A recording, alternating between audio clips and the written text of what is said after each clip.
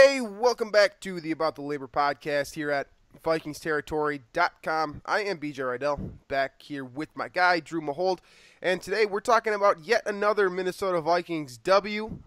Coming into the game, we kind of expected for the Vikings to get a home victory over the Baltimore Ravens, and that's exactly what they did. Defense with another unbelievable performance. Case Keenum did just enough, and finally, Latavius Murray burst onto the scene. So we got plenty of stuff to talk about, especially with this quarterback situation moving forward. So we'll jump right into it here. But first, let's get a word off here from our sponsors.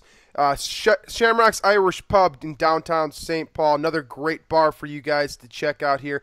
Plenty of excellent beers on tap, and they also do a great job pre-game for both Wild games and Minnesota Vikings games. You can head down there, grab one of their unbelievable juicy Lucy burgers. In my opinion, they're the very best in the world.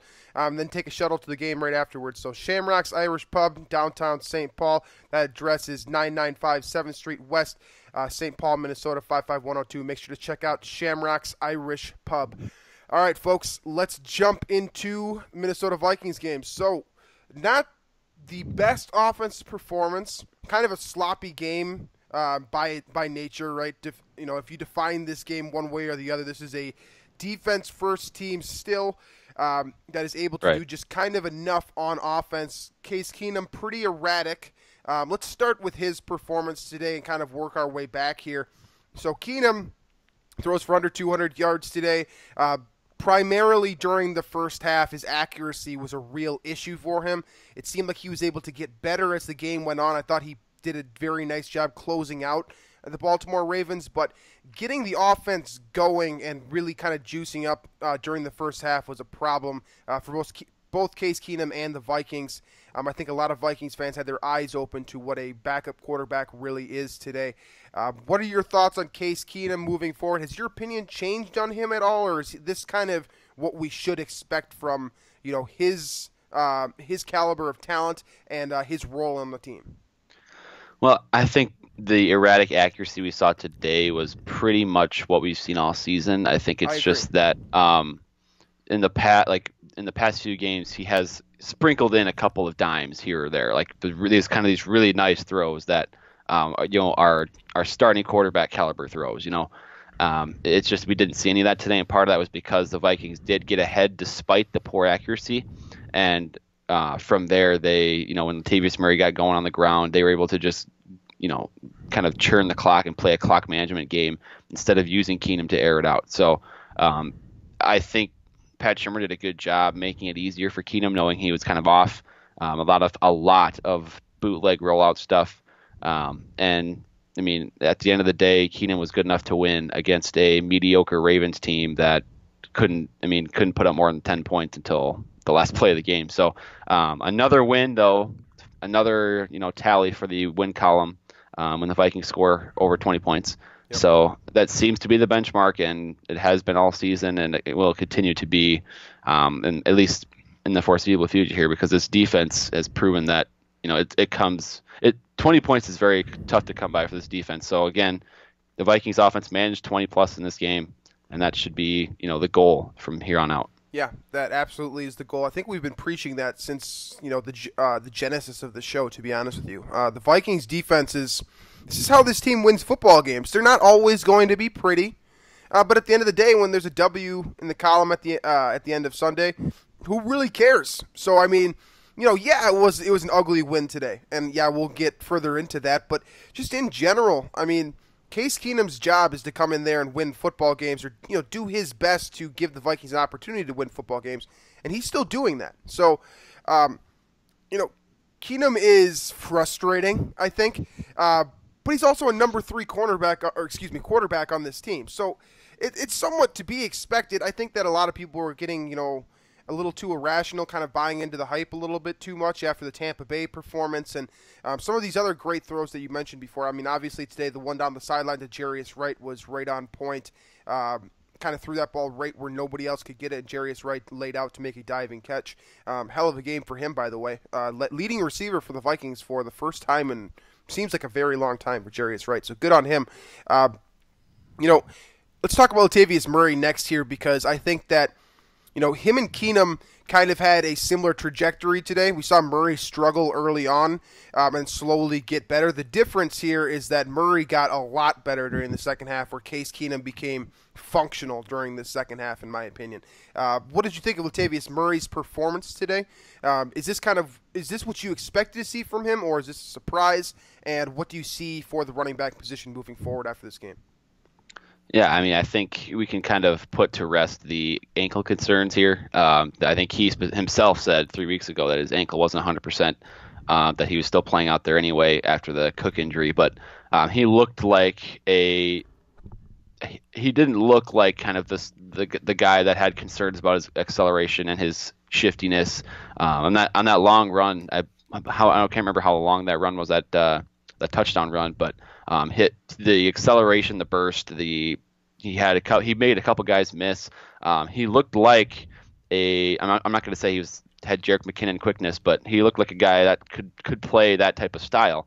And then he has obviously the size with that as well. So he looked like, Latavius Murray that we kind of initially thought the Vikings had signed before the injury and before those type of concerns. So this whole idea that he's just a more expensive Matt Asiata, I think we can put that to rest right now, because Matt Asiata absolutely does not put that kind of run on display in any phase or at any time in his career. So Latavius Murray, glad he finally showed up, and I can for sure keep him on my fantasy team, because I was about to drop him if he laid another egg this week, but good on him.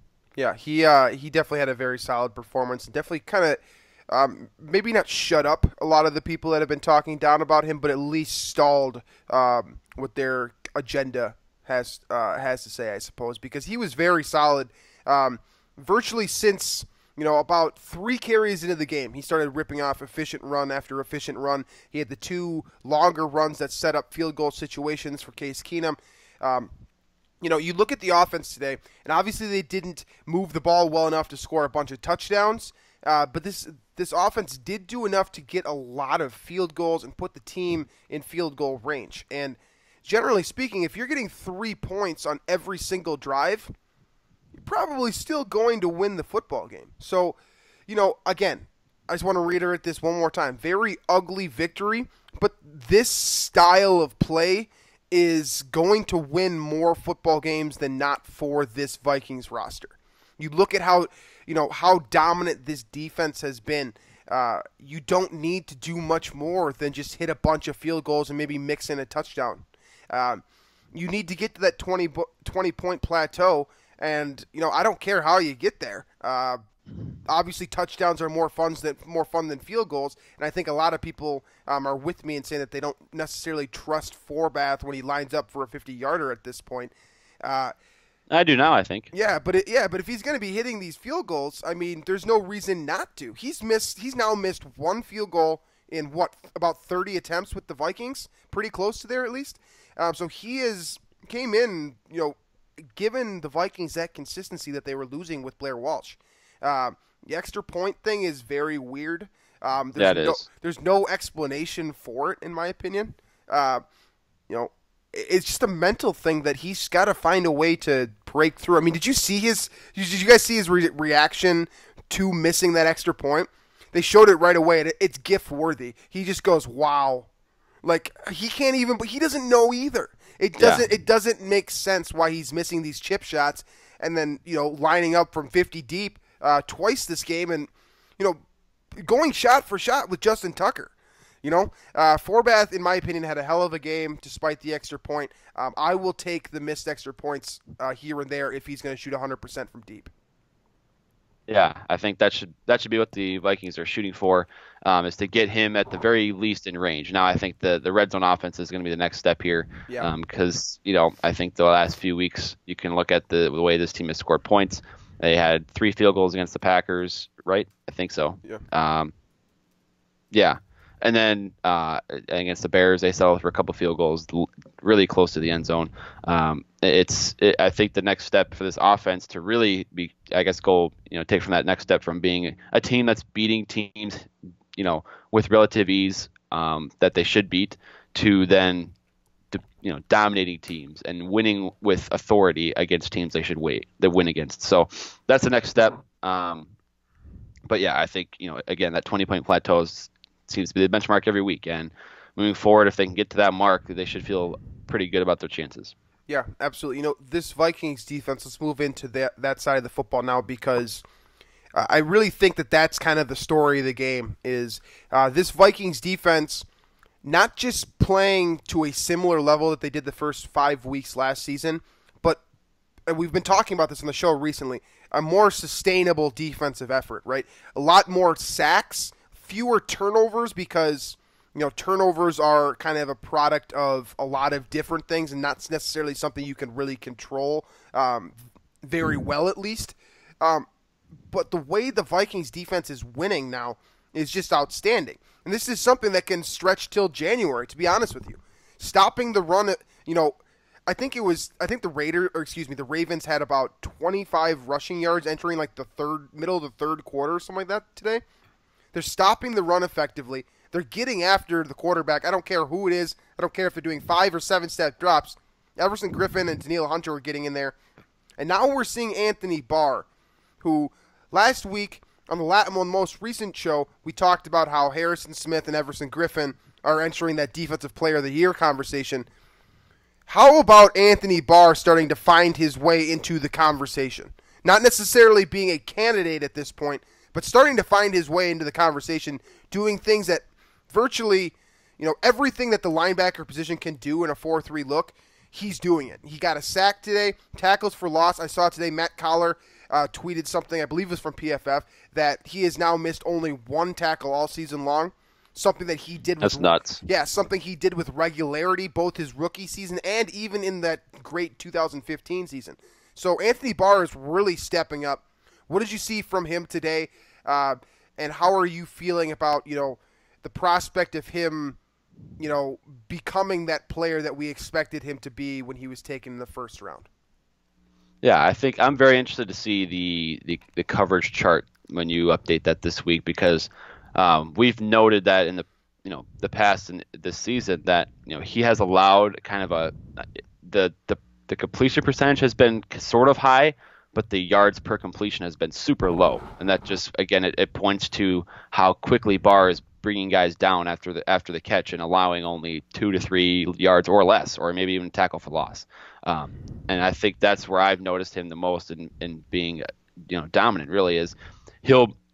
And it's so tough for linebackers to cover running backs out of the backfield because, you're running from a middle of the field all the way to the sideline at full sprint, and then you have to keep track of running backs if they do change direction or what, they get the open field to make that move. So, and for him to be such a sure tackler in those situations it's a testament to how athletic and how gifted he is at the position. So I think that's the most impressive thing. But again, as a blitzer in zone coverage and all these other facets of the game, he's been phenomenal as well.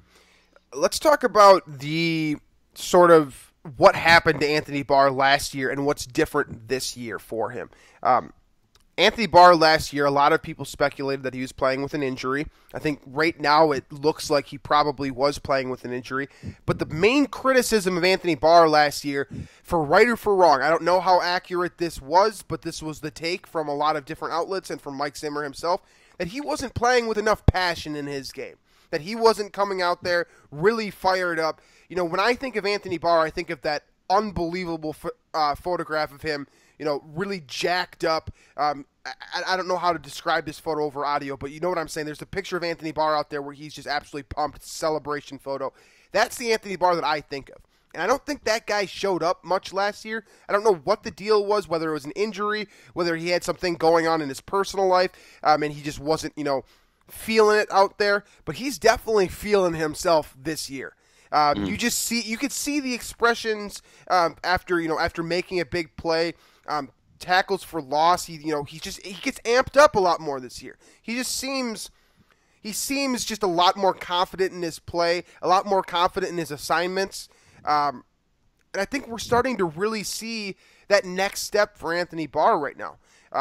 We talked a lot about during his rookie season with the missed tackles, and there's so many little things, like technical things, where if you can just fix these small issues, he jumps from being a serviceable linebacker to being a freak athlete that's performing at an extremely high level with regularity because he has the talent and ability to do so.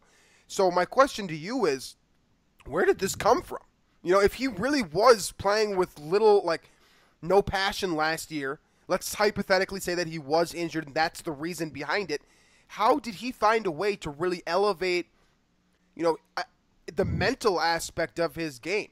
Because we haven't really seen him do anything that we didn't expect he was capable of. This is just a different mindset for Anthony Barr, and it's really paying dividends for him so far this year. Yeah, I'm not one to sit here and tell you exactly what he's thinking, and I have no idea what's actually on his mind, but it does seem, even with celebrations after plays, or when somebody else makes a great play, or it just seems like he's more engaged with the team and more emotional with the team, and and again, that's, maybe we read into that stuff too much, but it does seem like a different personality out there too, and it's not just the physical attributes, but it's also the mental state is different. And I mean, if that's what's taking him to the next level, then I hope he stays in that mindset, because he's becoming, and there's so many superstars on this defense right now, but he's becoming another one, next to Griffin, who was again phenomenal today, Xavier Rhodes, Harrison Smith, all these other guys. And if they could stay healthy and stay on the field, this defense is a top 3 at least unit in the league. At least, honestly, and it's gotten to the point now where you can say that, and like, say it confidently. This is a top 3 for sure defense, maybe even the best in the league right now. And part of that is because of the way that the offense is able to kind of control the football for the defense, keep them fresh. And then obviously that depth is very important as well. I mean, Tom Johnson had a very solid game today as well. You saw, it's playmakers all over the place. And Anthony Barr has become a very focal point of this defense. We've talked in the past about how Anthony Barr is arguably the most important player in this unit, with exception to maybe Harrison Smith. Probably right on par with guys like Linval Joseph, because he does so many different things for the Vikings. He's asked to do everything from pass rush to pass coverage. So, I mean, I'm just so impressed with Anthony Barr basically taking Mike Zimmer's challenge this year and running with it in a big way. He got some great compliments from his coach today during their press conference. It seems like everyone is impressed with Anthony Barr right now.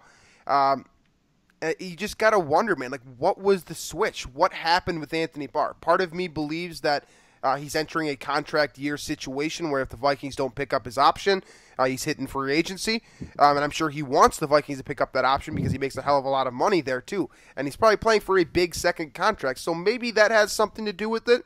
But for me, I'm just seeing football player Anthony Barr out there, and I'm seeing a guy that has really improved his technique, taken the coaching in stride, and really just is slowly becoming a very dynamic athlete and a borderline elite level player at his position. So I'm very impressed with Anthony Barr, and I hope this continues into the second half of the season, because he's one of those players in the Vikings defense that kind of fell off after those first 5 weeks. It changed the script a little bit for the Vikings last season. So if he's able to sustain his level of play, this Vikings defense can go the distance for sure. Let's talk a little bit about Linval Joseph here now. Because he doesn't get enough love for what he does. We talked a little bit before the show today that he was PFF's top-graded player today. He's now in that blue area, an elite-level player.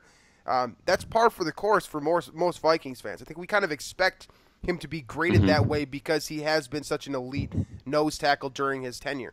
What were you seeing from Linval today that was making him so disruptive and really shutting down that run defense? And, how do you kind of think of Linval Joseph relative to his peers in the league through 7 weeks this year? Well, I don't think there's any topping Aaron Donald as far as interior defenders in the NFL, sure, but he's right on the doorstep behind him. There's several other candidates there as well, but I mean, and what he does is it goes so unnoticed, because I think Aaron Donald is a guy that he'll get the sack numbers and he'll register those stats that are probably seen more. But I mean, you look at the box score today, and Linval Joseph, he had 4 total tackles and 1 for loss. Initially, for a lot of people, that won't look like much, but and this is why I kind of like Pro Football Focus, is because they'll categorize run stops not necessarily by if he made the tackle, but simply if he got the penetration and forced the runner to, either change directions or change the hole he was going at or whatever it was. If he disrupts the play and then allows another person to make a tackle for loss or a tackle for a 2-yard gain or whatever their stat initially is there, if he's the guy that instigates that, then he gets credit for that run stop. So that's why that's a measure PFF uses that I like, and Linval is graded very highly in that stat, and it shows just how elite he is against the run because he takes up so much space, he takes up 2 blockers, and he makes it so much easier for Everson Griffin, for Danielle Hunter, for Anthony Barr, for Eric Kendricks, all these other guys to make those tackles for loss, which the Vikings had, 11 of today. Eric Kendricks had 4 of those too. Coming off of a couple of games where tackling efficiency was an issue for him. I know he did miss at least 1 tackle today, but it's good to see him wrapping up as well. I mean, this defense, Linval Joseph is a big piece of that run defense improving, but just as a cohesive unit, I mean, I feel like the Vikings defense is really gelling this year more than they ever have.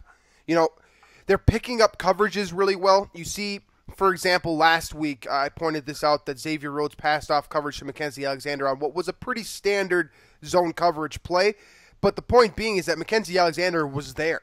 He was ready. He knew his assignment. And the Vikings are doing that across the board, basically. They're passing off coverage very well. They're opening up running lanes for other players to do damage. That's something that you just mentioned that Linval Joseph does very well. That doesn't show up in the stat sheet. But this is just... This defense it's not putting up the gaudy totals that last year's unit did to this point, but this structure, this outline for success is more sustainable, and it's suffocating. That's the best way to put it. It is a completely suffocating defense because you're getting a great pressure off the edge from either Danielle Hunter or Everson Griffin basically on every single play. You're getting interior pass rush from Tom Johnson or Linval Joseph. Both those guys do a tremendous job getting after the passer from inside in the interior of the offensive line. Then you got Anthony Barr and Eric Kendricks both roaming sideline to sideline, and we've mentioned that both those guys have had issues tackling in the past, but both of them are tackling very well. And when they are, good luck. I mean, this third down defense, it makes sense why the Vikings are leading in that department, and that's because they pass rush the quarterback very well, and they keep the ball in front of them. Anthony Barr coming up and making tackles. Eric Kendricks making tackles. Harrison Smith showing up out of absolutely nowhere sometimes and getting tackles for loss. This is a defense that can win games for you, and it doesn't matter who the quarterback is. So that makes it difficult to kind of understand, how well Case Keenum is playing, because in my opinion, if a lot of these games had L's next to him, people wouldn't be talking about Case Keenum as a potential starter for this team. So, he's playing well enough to win, but as always, the backbone of this team is running the ball effectively, churning up the clock, controlling the tempo, doing your thing, and playing great Mike Zimmer defense, and we're really seeing that on full display, as we start to enter that, that key part of the season where a lot of teams start to fall off the map. Yeah, and I think the interesting part about this defense is that they're not necessarily winning or dominating with turnovers. Right. Didn't have a turnover today, and they're still lost the turnover battle too. Right. It appears suffocating because it's not about taking the ball away. It's about limiting what they can do and then gradually winning the field position battle over time, and winning with 3 and outs, winning with pressures that result in checkdowns by Joe Flacco and resulting in a 4 yards per attempt average for Joe Flacco. Stuff like that. They're not trying to force the turnovers. I think they're I'm going to go back to that term that you invented, that aggressively disciplined. There's more discipline to it. It seems like this year they're for example on a flat route to the running back in the flat. Anthony Barr is not jumping the route. He's instead letting the running back make the catch and then making the sure tackle on a 3rd and 6 play or something like that, where he'll get the 4th down stop for sure and not risk missing the deflection or missing the pick 6 and then the running back gets the 1st down. Something like that, for example. But there's more discipline, and at the same time they're fulfilling their assignments and they're being aggressive when they can be aggressive. I think that's kind of the difference from this year to from what they've done this year compared to how they kind of fell off a little bit towards the end of last year. Absolutely. I don't typically take too much away from the box score, but today I thought this was very interesting. The Vikings and Ravens both ran the exact same amount of plays on offense. 64 is that number, by the way. Total yards differential, 208 to 357. So the Vikings and Ravens ran the exact same amount of offensive plays, but the Vikings had roughly 150 more yards of total offense, with Case Keenum struggling, with Latavius Murray struggling early and getting better as the game went on. My point being here is this offensive performance was ugly, and yet the Vikings defense made Baltimore's offense look even uglier. So how good, that's kind of the question that I have for you here is, we talk about that 20-point plateau so often, but generally speaking, how good does the quarterback play actually have to be for the Vikings to win football games? Because it's starting to seem like, and I know it seemed like this last year too, so I hesitate a little bit. It really seems like the Vikings don't need great quarterback play, a la like the 2000 Baltimore Ravens, for example, with Trent Dilfer, where they don't need great quarterback play to win football games, and they can win ugly. I don't care what the box score says. If you look at the box score right now, it says that this was a very close game. This was not a close game in my mind. In my opinion, and it should have been more, really. Right. I mean, if Case Keenum makes a couple mistakes, if Treadwell, hauls in that touchdown early, that probably would have been a touchdown anyway. I mean, something like that. There's little things in this game that could have swung it several directions in favor of the Vikings anyway. So, but to your point, I think that this is, I don't want to make this comparison because it's very premature, but the 2015 Broncos and the way they won with just suffocating defense, I think they were number one in the league, but they created more turnovers than the Vikings are this year. But that model is not far-fetched for this team right now. Yeah.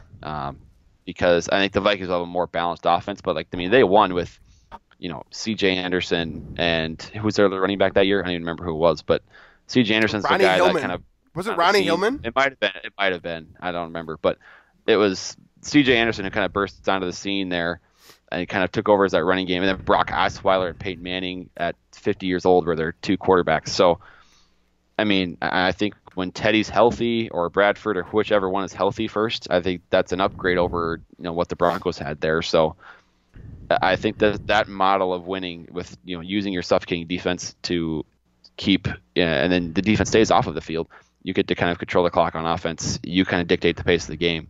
That's how the Vikings can win. And I think we'll see if that works when they get kind of into the tougher part of the schedule here. But right now it seems like it's a pretty successful model.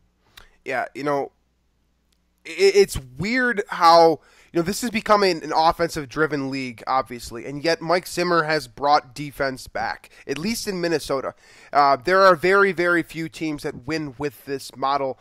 So I want to ask you this. The Vikings have been fighting through adversity all season long. Obviously, people love to bring this up every single time someone brings up injuries for another team. The Vikings are missing QB1, QB2, RB1, wide receiver 1, wide receiver 4. Virtually a ton of, let's just put it this way, a ton of their playmakers were out again today. In my opinion, this has been Mike Zimmer and Rick Spielman's finest job to date. Obviously, it's tough to make that assertion without knowing what the results are going to be, but at 5-2 with this roster, I think Mike Zimmer has done a hell of a job coaching up these backups, getting them prepared. Pat Shurmur also deserves credit in that regard as well. And I think Rick Spielman earns a lot of credit as well for going out and getting that backup quarterback that can maintain while your guys are out, and getting guys like Latavius Murray who can come in and do some things. And obviously he hasn't been very good this year, but you come into this game and you take away Latavius Murray's performance, Vikings might lose this football game. So just as a whole, what does this, fighting through adversity, does this say something about this Vikings team, or is that a narrative that is constructed by the media basically to give hope? Does that make sense? Well, I think there's definitely a next step that's been taken. I feel like, and I don't know the mindset of the team. I don't know. I'm not in the locker room. I don't know these guys personally, but I do feel like the the collapse last year has affected this team positively. It's given them an extra edge, and I feel like moving forward that they will take the precautions as to and realize what led to it last year, and they're going to preemptively strike against it this year. And presumably, I mean, that's on the offensive side of the ball for the most part. I mean, that's going to be on Pat Shurmur. I think it's going to be the main difference. By the way, he's been really good this year. And the offensive line has been much improved, and I think that he has a way better balance on offense. And I think a lot of that's due to the work Pat Shurmur's done. So I just think they've figured out what led to the drop off last year, and they've adjusted some things moving forward here. I mean, they're scoring 20 plus points this year with Case Keenum at quarterback in most games, and they were hardly scoring 20 points in games last year with Sam Bradford at quarterback. So right there's a bunch of improvement you can see on the offensive side of the ball, and then obviously once you get whether it's Bridgewater or Bradford, once you get those guys back, this offense will only get better. Yeah, I completely agree with you. Here's my final question for you before we get into the Twitter takes for this week, and that's so the Vikings have obviously dealt with injuries. They've dealt with a ton of different types of things on and off the field, but they're still at 5-2 this year. So last year at the same time, the Vikings were actually 5-2 at this point in the season. So through 7 games, you've got the Vikings from last year, which we obviously know ahead of time collapsed as the season went on. And then you've got this Vikings team, which is also 5-2. It's not necessarily doing as much defensively in terms of statistical totals and gaudy figures. But this defense seems to be playing, as I've been saying for basically this entire show, playing at a more sustainable pace than the last year's unit. So my question to you, and this is kind of an unfair question because it's difficult to sort of phase out what happened last year, but are you more comfortable with the 2017 Vikings or the 2016 Vikings based off of where they were at this point in the year last year? I mean, at this point last year, they were coming off 2 ugly losses. Right. I mean, they weren't even close in either of those games. Whereas I think the Vikings, that Pittsburgh loss, I look at it and I look at, the Steelers probably got 17 points straight from Vikings penalties. And then that Lions game really should have been won. If Keenum makes a couple of better decisions there, that swings the game probably by 14 points. So this team could easily have been 7-0. I mean, maybe not as easily in that Pittsburgh game. I mean, that's a stretch, but that Detroit game is very winnable. Yeah. And I just think that the fact that this defense is still so suffocating, and we kind of see it as that elite, despite not having the turnover numbers that they did last year. I think that kind of shows that this team is not playing at its peak yet. Right, and that's the scary part for me. That's what I was going to bring up here. Yeah, because they can still create these turnovers, and that would be the next step, I guess, into really what I think made the Broncos so great in 2015 and led that team to success. So that's where I see the difference, and where I'm more comfortable with this team. Plus, I just look at the landscape of the NFL right now, and I see how there's not really any powerhouse teams really in any other conference. You can make an argument for Philly at this point, but I still I don't like that argument. I hesitate to buy into Carson Wentz still, and maybe I should be by now. But the point is, there's not one team running away with it in either conference. So the Vikings at 5-2 are sitting very well, and they're only, from what I understand, they're only going to get better as they get a quarterback back.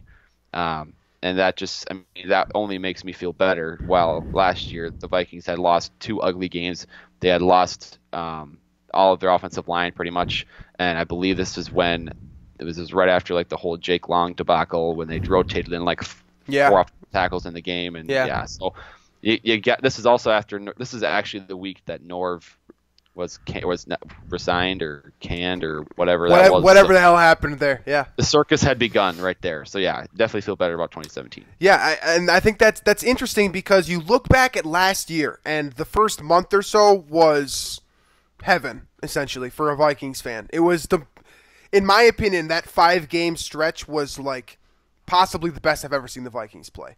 I think that was the most enjoyable stretch of games that I've had as a Vikings fan since that 2009 season. And to see all of that collapse around them, that obviously really sucked. But Mike Zimmer talked about how he, at the conclusion of last season, he talked about how he was going to go back and he was going to figure this out. And it really, really, really seems like he actually figured it out. I know that a lot of coaches at their closing press conference every year just kind of say the right things to give the media something to write about, something to, create hope for the upcoming season. But I think Mike Zimmer actually did what he said he was going to do, and that's figure out what went wrong last year and basically prevent that same implosion from happening. If the Vikings do fall apart this year, knock on wood, it won't be by the same method. Let's put it that way. This team is playing a lot better and a lot different. Well, I shouldn't say a lot better, but a lot differently this season. And again, it's more sustainable. I'm more comfortable with everything the Vikings are doing. And I think that you bring up a really good point that the landscape of the NFL right now, last season it was the Tom Brady show as soon as he returned. A lot of people were predicting New England to win the Super Bowl as soon as he came back, possibly even beforehand because, the Tom Brady mentality of getting pissed off about being suspended. You know the whole story. So. Yeah. Honestly, I feel more comfortable with this year. Yes, I will admit that last year's team had more decisive victories, and probably won better in terms of creating expectations moving forward. But this team, for me, is a lot more. It's just more consistent, and that's so important over the course of a 16-game schedule because there's not a lot of room for error. You can lose a game against an AFC opponent if you're an NFC team, which the Vikings obviously did, but you can't do that too much. So basically, I feel better about this team moving forward because, like you said, and I think this is probably the most important point, is there isn't a tent over this circus anymore. Mm-hmm. We got sustainability with Pat Shurmur. You got sustainability on defense, and then Case Keenum is keeping everybody afloat, despite Stephon Diggs missing his 2 games per season. That's kind of what he does. But yeah, I feel really good about this Vikings team coming off of this game, despite the ugly win. And I think this is something the Vikings can continue moving forward. And I think they really should be the favorite to win the NFC North at this point, given what we've seen with Aaron Rodgers going down and Detroit kind of sputtering a little bit. And obviously New Orleans gets the victory over the Packers today, which is a pretty big loss, and helps the Vikings in tiebreakers for what it's worth. So let's get into the Twitter takes for today and wrap this thing up here, Drew. I have one, by the way, I'm just going to kind of bring up because we haven't talked about it yet, but the offensive line today, sacks allowed by Keenum. And I think Keenum's done a really good job of moving around the pocket, but Riley Reif was really good today. Mike Remmers was really good today. And I thought Danny Zadora was really good filling in for Jeremiah Searles when he left the game. He made some couple key blocks on those long runs for Murray. So I do think we should mention those guys. And it sounds like the injuries to Reif and to Searles both are not serious from what Zimmer said afterwards. So that's good news. And I just wanted to kind of mention that because I feel like they probably deserved it. But it's worth talking about Danny Isidore real quick because he gets thrown into the fire. I think that, he did a couple of he had a couple of mistakes that hurt the Vikings. I think there was one play where he basically just kind of olayed the defensive tackle, and it ended up being a tackle for loss. Latavius Murray had no shot. But then you also see him seal the edge on that long Latavius Murray touchdown. I think that he did as well or better than we would have expected from Easton or Searles. I believe he didn't even play left guard ever at Miami, no, he was right? Right guard, yeah. Yeah, so to get thrown into left guard like that, and I don't think he even played there in the preseason, so that's pretty impressive. I mean, to play the way he did. The Vikings offense did not sputter, or there wasn't really much of a difference that we saw when he went in the game. So that was something that Case Keenum mentioned as well, is that Case Keenum literally said this, and for what it's worth, I highly recommend watching all Case Keenum press conferences because I think he's really funny when he gets up on the podium. But he was talking about how he didn't even know that Danny Isidore was in the game, and how that's a good thing. How he didn't notice the transition. He said he obviously saw Searles go down, but he didn't miss a beat on offense. He didn't recognize the fact the Vikings were on their third string left guard at the time. Right. And that's, if the quarterback says that, I think we could probably roll with that opinion too. So good on Danny Isidora, and part of me wants to believe that this isn't the end of him because I think that he played better or as well as both Easton has this season, who has been pretty dreadful for what it's worth, and Jeremiah Sirles. You guys know how I feel about him. So maybe Danny Isidora is the guy moving forward. We kind of expected that to be the case when he was drafted back in April, and maybe it's going to start sooner than we thought. So that's kind of a narrative to keep an eye on moving forward here, and see how he progresses within that role and just as a player as well. So good first look for Danny Isidora. And with that said, let's get into the actual Twitter takes now. Yeah, we have Josh Swedland at Swedeskull. He tweeted us a few times here in succession, but he this isn't really a Vikings topic, but it's still kind of funny to me. Funnier stat line: Brett Hundley today or Mitch Trubisky? Trubisky was 4 of 7 for 107 yards, and Hundley was 12 of 25 for 87 yards and a pick. What do you got? Well, what I've got is that I'm not excited to watch the film of those two games after hearing those numbers. I have not watched the Packers or Bears yet, but strictly from a statistical standpoint, I mean, it's got to be Mitch Trubisky because that's just so absurd that they don't throw the ball ever. I mean, I understand kind of working your rookie quarterback in, but last week Jordan Howard ran the ball 36 times. I mean, I just don't like what Dowell Loggins is doing. They won, though. I know. Trubisky's 2-1 as a starter. I know. And his only loss was the Vikings game. He's won 2 games straight. And this is a good win, too. This is not a – we both beat said – Carolina, yeah. We both said when we were doing our picks for the week, I literally said verbatim, like, I'm not saying Chicago can't win this game, but why would you not pick Carolina to win? This is a hell of a win for John Fox.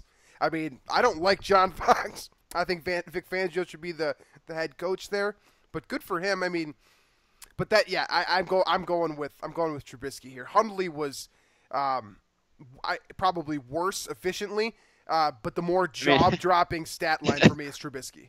The Bears had 153 yards of offense today, and they won by 14. Yeah, what a game!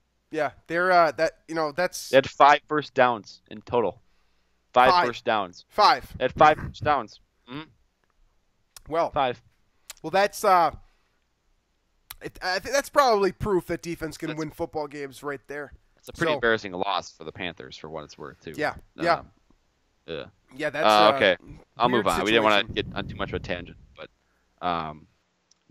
from Dustin Abel at Lightning Dustin, more likely to happen: a Laquan Treadwell touchdown or a game without an Everson Griffin false start, or offside, I guess. You guys really did a hell of a job with the Twitter questions today. This is pretty funny. I like this method of questioning, by the way, the would you rather type thing. Feel free to keep throwing these type of things out there. They don't need to be football related for what it's worth either. I'm going to say that it's more likely that Griffin doesn't get a false start just because I've seen him do it before. That's kind of a rude. That's kind of a rude take. It's kind of a rude take. Shot but, at Treadwell. Yeah, right. A little shot at Treadwell, but I mean, this was his game to step up, and he didn't. We'll phrase it this way: Sunday against the Browns.